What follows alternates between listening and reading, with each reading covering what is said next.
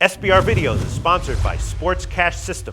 Click on the link below for more information. SBR Forum Videos, I'm Peter Loshak. This is the Upstone versus the World show that we do every week, where we talk with Doug Upstone about the value picks that he gives in his article that he writes for SBRforum.com about the NFL every week. Right now, we're going to hear his picks for Week 8. Doug, thanks for being back with us this week. Hey, Peter, I'm glad to be back once again. I'm actually still in shock how poorly Tom Brady played last week in their overtime loss against the Jets, costing me a perfect 3-0 day. But you know what? I think this is the hardest week of the season, but I still found 3 plays. Plus, I got a new feature for you, a team to fade in the short term. Okay, that sounds great. But wait, so you're saying you went 2-1 last week then? That is correct. That's a wonderful record, Doug Upstone. 2-1 against the spread with these tough NFL lines. That is a that is a record to be proud of, Doug Upstone. I am proud, no doubt about it. You don't need to do any apologizing for the Pats pick, even though I disagreed with it, and I like the Jets in that one. But all right, let's hear what your 3 value plays are for NFL Week 8. NFL Week 8 value play number 1, go.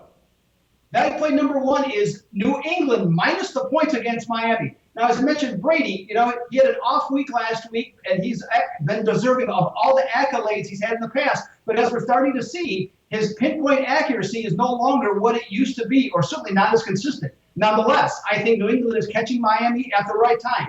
Now, the Dolphins have gone from contenders to pretenders in 3 games, supplanting their 3-game winning streak with a trio of losses, not covering the spread once. The offensive line is not blocking effectively. The defense is not making key stops. Now, it's really hard to call this a value play since the line is moving against the Patriots, but I have no problem calling New England a convincing winner. Well, I'll tell you what, previewed that game with Joe Duffy, and he agreed with you, but that's a tough line, man. The Pats, certainly fading Miami is something that I have no problem doing at this point in the year, but, the Pats offense, the passing game still isn't doing that well with Gronkowski back. The defense is all banged up, and 6.5 points, I don't know, but you agree with Joe Duffy, so let's hear what value play number 2 is.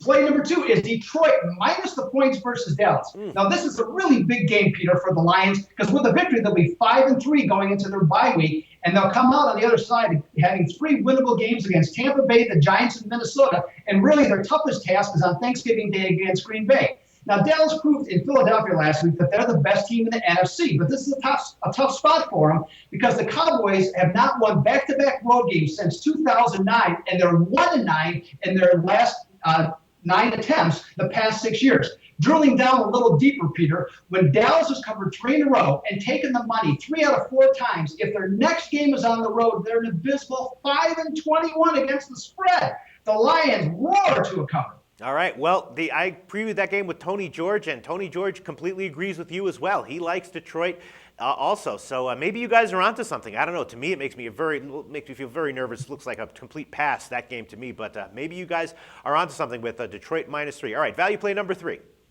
Number 3 is Arizona minus the points against Atlanta. Now, Atlanta hung 31 points on Tampa Bay last week, but it doesn't hide a recent trend. Atlanta has 18 rushing yards on 18 attempts last Sunday. That means in the past 3 weeks, they got 140 total yards rushing. That leaves all the pressure on Matt Ryan to be perfect, throwing it to a group of depleted wide receivers. Now, granted, I'd rather take Ryan over Carson Palmer at this point of his career, but I think that Arizona bounces back, simplifies their offense, and handles the Dirty Birds, and I'll give the points with the idea of hoping to go 3-0 this Sunday. Well, Doug Upstone, I got to tell you, I previewed that game with Stephen O from VentDataServices.com. That's a guy whose opinion I respect quite a bit, and he and I both agreed that Atlanta plus 2.5 was the side that we liked. So you're going opposite me and Stephen O. But hey, maybe you'll wind up being right. Maybe you'll have a 3-0 week, and we'll all be kissing your ass next week. All right. So thanks for your value plays this week, and now you're saying that you've got a team to fade. Let's hear what that's all about.